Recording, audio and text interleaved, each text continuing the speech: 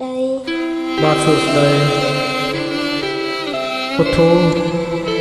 ចៅលូតបេះដូងតើដូងដាំទុកណាប្រយ័ត្នតិចអូនណាដូងឥឡូវថ្លៃណាស្រមោលណាចេះរៀងដូចជាស្រីផងតាក់ធ្វើមើលសិនស្រមោលអ្នកណានៅមាត់បងអួចចាលួចឬមួយ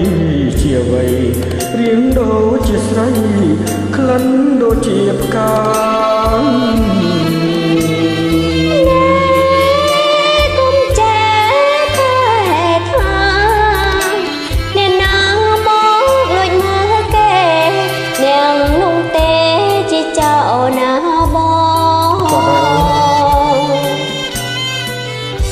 មែនហើយចៅបងគឺចៅលួចចិត្ត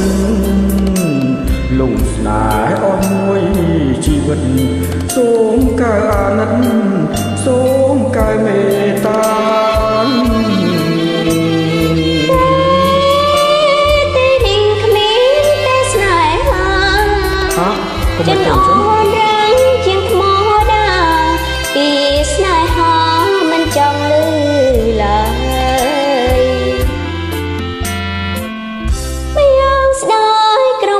វ័យព្រមចារីតារី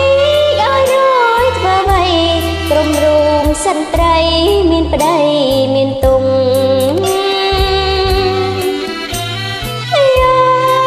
ងជាកូនដែរគ្មានឪពុកការងារគឺជាត្រីមុងចង់ជួបឪពុក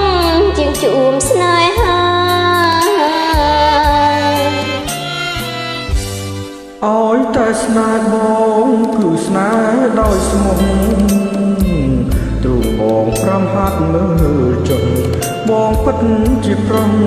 សន្តោសភរិយាបងជួយអូននោះចប់ការងារឥឡូវសូមតាលាចាមួយម៉ាត់មកថាមេត្តាបងផងអរគុណច្រើនបាទអរគុណ